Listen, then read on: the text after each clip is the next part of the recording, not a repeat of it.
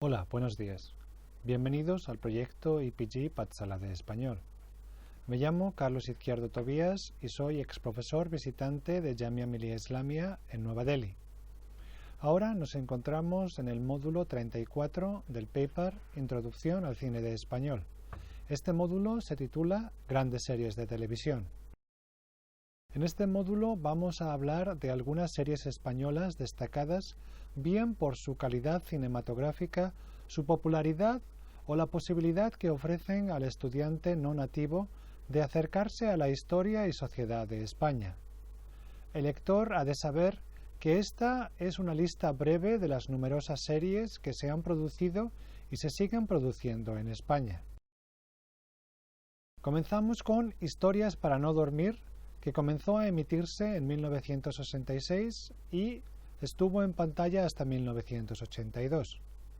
Narciso Ibáñez Serrador, que más tarde crearía el popularísimo concurso 1, 2, 3, Responda otra vez, fue el responsable de esta serie, que comenzó a emitirse, como hemos dicho, en el año 66 en Televisión Española. Se trataba de una serie de episodios independientes que tenían en común ser historias de terror. Este género no tenía en España la fama y tradición de los países anglosajones y de Centroeuropa. Narciso Ibáñez Serrador, responsable de la dirección y el guión, bajo el seudónimo de Luis Peñafiel, comenzaba cada entrega presentando el episodio al estilo Hitchcock. Entre los actores de la serie se encontraba Narciso Ibáñez Menta, padre del director.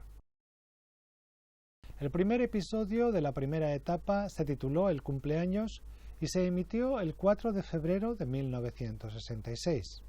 Rodado con cámaras de cine en 16 milímetros, se trataba de una historia que jugaba con las convenciones del suspense y la sorpresa en la tradición americana de Hitchcock o Brown. El resto de los episodios se acercaban más a la tradición del terror gótico de Allan Poe. La serie recibió el premio de la crítica al mejor programa extranjero en el Festival de Televisión de Montecarlo en 1967. En 1969, Ibáñez Serrador fue galardonado con el premio Ondas al mejor autor. Vamos a hablar ahora sobre la serie Curro Jiménez.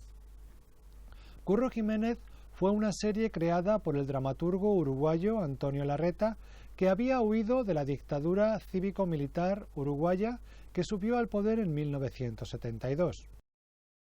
Uno de los más importantes dramaturgos de su país, Larreta se convirtió en guionista en España.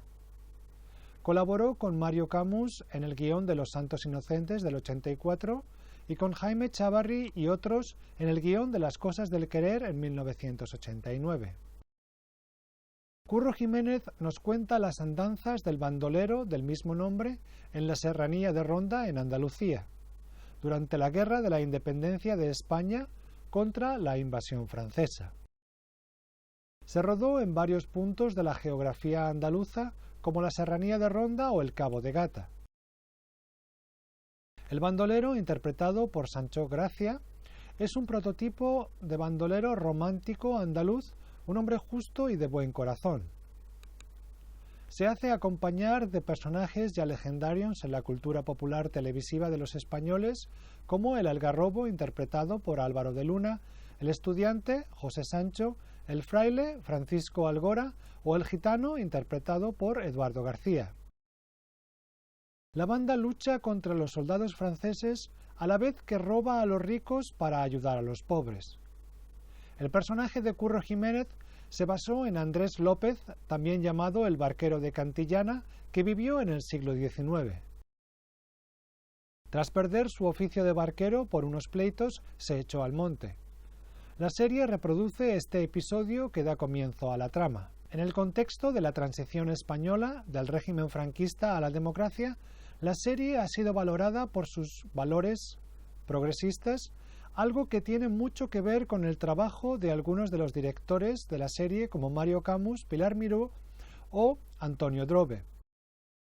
Se ha dicho que la serie tenía algo de western americano, hecho que podría entenderse no solo por la factura de los forajidos a caballo, sino también por la belleza de los paisajes de las serranías andaluzas que ofrecía. La muerte de uno de los personajes principales en el 9º episodio es algo que muchos aún recuerdan como una de las noticias del día en un país no acostumbrado a que los héroes murieran en la ficción televisiva. Muchos de los actores empezaron en Curro Jiménez carreras prometedoras y aún hay muchos que lo recuerdan por el nombre de sus personajes en la serie. En 1995, el canal Antena 3 intentó relanzar la serie con el título Curro Jiménez, el regreso de una leyenda, que contaba con Sancho Gracia y Álvaro de Luna. También aparecía Jorge Sanz como el hijo del bandolero. La serie no despertó, sin embargo, el entusiasmo de antaño. Vamos a hablar ahora sobre Fortunata y Jacinta, que se emitió en el año 80. Mario Camus dirigió la adaptación de la novela Fortunata y Jacinta de Benito Pérez Galdós. A pesar de la gran popularidad de Galdós, el proyecto tuvo que esperar 3 años a ser aprobado por los ejecutivos de Prado del Rey, la sede de Radiotelevisión Española. Costó 160 millones de pesetas y se vendió a más de 36 países. La extraordinaria calidad de la serie la hizo competir con las mejores series norteamericanas y británicas. La serie exhibe una gran variedad de escenarios y una escrupulosa fidelidad a la novela y a la época. Junto a los 4 protagonistas interpretados por Ana Belén, Maribel Martín, Mario Pardo y François-Éric Gendron, aparece un elenco de más de 30 actores principales, entre los que se encuentran Manuel Alexandre, Mari Carrillo, Charo López y Paco Raval. La historia se desarrolla en Madrid a lo largo de 7 años entre 1869 y 1876 y sigue las andanzas de Juanito Santa Cruz, rico heredero, que se casa con su prima Jacinta, a pesar de que Juan ya se había comprometido con Fortunata. Abandonada y con un hijo y aún pensando en Juan, Fortunata es cortejada por Maximiliano, un estudiante de farmacia. Cuando Fortunata conoce a Jacinta, aquella quiere parecerse a esta. La historia se desarrolla en Madrid a lo largo de 7 años entre 1869 y 1876 y sigue las andanzas de Juanito Santa Cruz, rico heredero, que es casado con su prima Jacinta, a pesar de que Juan ya se había comprometido con Fortunata. Abandonada y con un hijo y aún pensando en Juan, Fortunata es cortejada por Maximiliano, estudiante de farmacia. Fortunata se casa con Maximiliano, pero termina engañando a su marido con Santa Cruz al día siguiente de su boda. El matrimonio se separa, Juan y Fortunata continúan viéndose. Así se producen una serie de encuentros y desencuentros que se cobrarán la vida de Fortunata y llevarán a Maximiliano al manicomio. Técnicamente exigente, la serie de Fortunata y Jacinta se rodó en escenarios naturales de Madrid, Aranjuez, Boadilla del Monte, Villaviciosa de Ocón, Toledo, Comillas, Burgos y Sevilla. Y en el Prado del Rey, donde se levantaron 20.000 metros cuadrados de escenarios con reproducciones de la plaza de Pontejos, las calles de Toledo, Cava de San Miguel y otras de los barrios de Lavapiés, San Antón, Las Vistillas y Chamberrí. Y en el Prado del Rey, donde se levantaron 20.000 metros cuadrados de escenarios con reproducciones de la plaza de Pontejos, las calles de Toledo, Cava de San Miguel y otras de los barrios de Lavapiés, San Antón y Chamberí. Los adoquines de la época fueron cedidos por el Ayuntamiento de Madrid. La serie contó con un total de 214 escenarios y 3.500 auxiliares artísticos. Mario Camus no solo dirigió esta serie, sino que escribió el guión junto con Ricardo López Aranda. La fotografía corrió a cargo de Juan Martín Benito y la música fue obra de Antón García Abril. La serie recibió el Premio Nacional de Televisión y fue el comienzo de una tendencia en televisión española a producir series, muchas de ellas inspiradas en obras literarias. Vamos a hablar ahora de la serie Verano Azul, que fue emitida en el año 81 y duró hasta el año 82. Quizá la serie española más popular de todos los tiempos, Verano Azul contaba las aventuras de un grupo de niños y adolescentes de la capital que llegaban a la costa para pasar sus vacaciones. La serie llegó a ser muy popular en otras geografías europeas. En Bulgaria o Polonia, Verano Azul ofrecía imágenes y temas nunca vistos en las televisiones de sus regímenes socialistas, tales como el divorcio o los hippies. También se mostró en Latinoamérica, Francia y Portugal. Los nombres de los niños y adolescentes, Bea, Desi, Javi, Pancho, el único que vive en el pueblo todo el año, Quique, Piraña y Tito, y de los dos entrañables adultos que encuentran en la Costa del Sol, Chanquete, un marinero jubilado, y la pintora Julia, aún son recordados en conversaciones de la calle. La música de la serie es incluso más popular. La sintonía que silban los protagonistas durante los créditos, montados alegremente en sus bicicletas, es una melodía que todo el mundo conoce en España. En uno de los últimos episodios, una constructora quiere realizar un proyecto urbanístico en el mismo terreno donde Chanquete tiene su barco y su huerto. Los niños, acompañados por la guitarra de Julia, protagonizan una protesta contra el plan en la que cantan la canción de Joan Baez, No nos moverán. Igualmente popular es la sevillana que lamenta la muerte de Chanquete al final de la serie y que con el título Algo se muere en el alma o El adiós expresa el dolor de los protagonistas. Verano Azul trataba sin timidez muchos temas inusuales para la sociedad del momento, como el divorcio, la especulación inmobiliaria y conflictos generacionales. Su director, Antonio Mercero, realizaría una década más tarde la serie Farmacia de guardia, que resultó igualmente popular. Vamos a hablar ahora sobre la serie Anillos de Oro, que se emitió en el año 83. Pedro Masó, realizador de películas taquilleras como Las adolescentes del 75, dirigió en el 83 la serie Anillos de Oro, escrita por la guionista y actriz Ana Diosdado. En ella se reflexiona sobre la nueva figura del divorcio recién añadida a la legislación española y sobre otros temas como el adulterio o el aborto.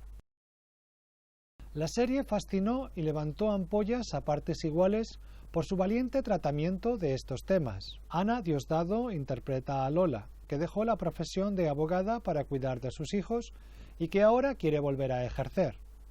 Ramón, interpretado por Imanol Arias, un amigo y antiguo alumno de su marido Enrique, Xavier Elorriaga, se convierte en su socio. Transforman un piso en el centro de Madrid en un bufete en el que tramitan causas de divorcio. En su oficina serán testigos de numerosas situaciones dramáticas y casos de vidas rotas que nos ofrecen una interesante perspectiva de los cambios legales y morales de la España de comienzos de los años 80.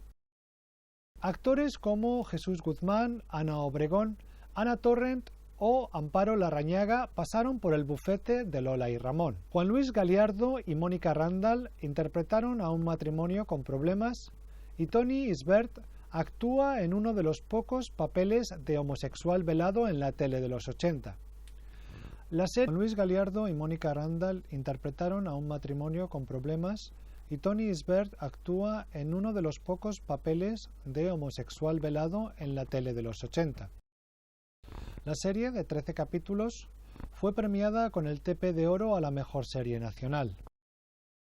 Vamos a hablar ahora sobre la serie Los ladrones van a la oficina, que se emitió en Antena 3 del año 93 al año 96. Una jovencísima Antena 3 comenzó a emitir en el 93 una serie que se prolongó durante 3 años en 10 temporadas y que contó con algunos de los mejores actores del cine español. Se trata de Los ladrones van a la oficina.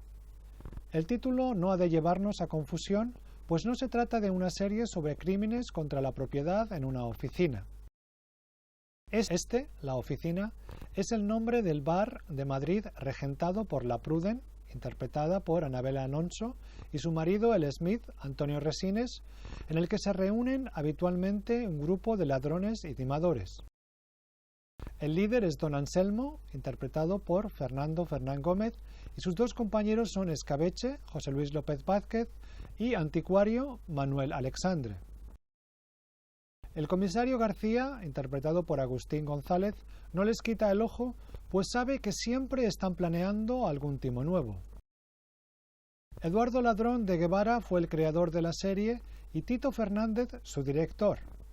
Producida por Cartel, la serie consiguió audiencias de más de 4 millones de espectadores. Algo muy interesante de la serie, aparte de su sorprendente elenco de actores, es que sus tramas surgían de la picaresca, una de las tradiciones culturales con más arraigo en España. En esta tradición crítica mordaz de las instituciones y la moral del momento, el uso del ingenio se imponía a soluciones violentas. Esta es una de las premisas de la serie, además de su humor constante. La serie recibió multitud de galardones, como el Premio Ondas a la mejor serie nacional en el año 93 o el Fotogramas de Plata para Anabel Alonso. Hablamos ahora de la serie Cuéntame cómo pasó, que comenzó a emitirse en el año 2001. Cuéntame cómo pasó es una de las series más longevas de la televisión en España. Emitida por el canal de televisión pública, La 1, comenzó a emitirse en el año 2001. La trama comienza en los últimos años del franquismo y ha llegado en su 16ª temporada a principios de los 80. Cuenta las vivencias de los Alcántara, una familia de clase media-baja compuesta por Antonio, su esposa Mercedes, los 3 hijos de ambos y la madre de Mercedes. La serie posee un alto contenido didáctico mientras pasea junto con el espectador por momentos clave de la historia social, política y cultural de la España contemporánea. Se incluyen entrevistas documentales a personajes históricos de la época y al final del capítulo canciones populares de la época. Los guiones de la serie, que han sido apreciados por la crítica, no se pierden la oportunidad de ahondar en muchísimos asuntos sociales y políticos de los años que analizan. De este modo encontramos descripciones de la situación de la mujer en la España de la época, en historias que tratan sobre madres solteras o sobre la violencia de género. También describe la cultura de la migración rural a las ciudades y las faltas de libertades de los últimos años del régimen. Hablamos ahora de la serie Crematorio, que se emitió en el año 2011. Considerada una de las mejores series de la televisión española, Crematorio fue dirigida y escrita por Jorge Sánchez Cabezudo, basada en la novela homónima de Rafael Chirves. La trama se centra en la corrupción urbanística de España a través de las vivencias de la familia Bertomeu. Rubén Bertomeu, interpretado por José Sancho, es un empresario con un ambicioso proyecto en la Costa del Sol por el que es capaz de hacer cualquier cosa. Su ilimitada ambición le hace sobornar y chantajear a políticos y a hombres de poder. Una de las razones para ver Crematorio es su reparto. Sin duda, una de las mejores interpretaciones de la carrera de José Sancho, la serie cuenta también con Alicia Borrachero como Alicia Bertomeu, la hija del promotor inmobiliario, Montserrat Carrulla, la madre de Rubén. Sin duda, una de las mejores interpretaciones de la carrera de José Sancho. La serie cuenta también con Alicia Borrachero como Alicia Bertomeu, la hija del promotor inmobiliario, Montserrat Carrulla como Teresa, la madre de Rubén, Manuel Morrón como Llorens, concejal de urbanismo, o Pau Durá como Zarrategui, el abogado de la familia. Se ha dicho que el hecho de que la serie se creara para una cadena de pago ha ayudado a crear una obra seria y coherente más allá de las condiciones impuestas por la audiencia. El tema de la corrupción urbanística, que implica igualmente a empresarios, políticos y banqueros, ha sido uno de los temas de los que más se ha hablado en los últimos años. Es por ello que Crematorio se presenta como una interesante reflexión de lo que ha estado pasando a este nivel en las últimas décadas en España. La belleza de los escenarios naturales de la costa del Mediterráneo se ve amenazada por la ambición de Bertomeu de cubrirla con cemento. la serie obtuvo el galardón a la mejor serie española en los premios Onda. Vamos a hablar ahora sobre la serie El Ministerio del Tiempo, que comenzó a emitirse en 2015.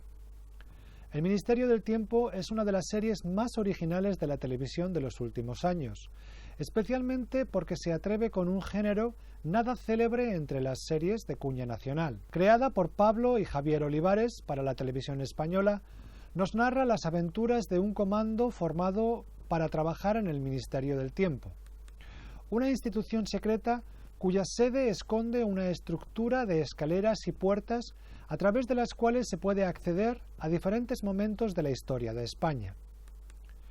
El comando está formado por Julián Martínez, un abnegado enfermero de la época actual que perdió a su esposa años atrás en un accidente de tráfico. Amelia Folch, una estudiante universitaria catalana de finales del siglo XIX y cerebro del comando, y Alonso de Entre Ríos, un valiente soldado de los tercios de Flandes del siglo XVI. En sus misiones han de intentar que nadie cambie la historia de España. Para ello contarán con la ayuda de funcionarios del Ministerio en las diferentes épocas que visitan. En sus aventuras se encontrarán con el empecinado que organizó las guerrillas contra los franceses, el pintor Velázquez o el escritor Lope. En sus aventuras se encontrarán con el empecinado que organizó las guerrillas contra los franceses, el pintor Velázquez o el escritor Lope de Vega. En el episodio tercero asistimos al legendario encuentro de Hitler con Franco en Hendaya para negociar la entrada de España en la Segunda Guerra Mundial. En el último episodio de la primera temporada, los protagonistas viajan a la residencia de estudiantes en 1924 y se encuentran con nada menos que el poeta y dramaturgo Federico García Lorca, el pintor Salvador Dalí y el director de cine Luis Buñuel. La trama también desarrolla los diferentes intentos de los miembros del comando por cambiar el curso de sus propias vidas o conocer el futuro. El Ministerio del Tiempo es además una serie que sabe combinar el drama, las convenciones de la ciencia ficción y el humor. Este último aparece especialmente en los diálogos entre personajes de diferentes épocas con referencias tan dispares como Curro Jiménez o Terminator. Asimismo, cada capítulo ofrece diferentes estructuras narrativas. En este módulo hemos hablado de algunas series de televisión españolas que destacan por su calidad y popularidad. Muchas gracias.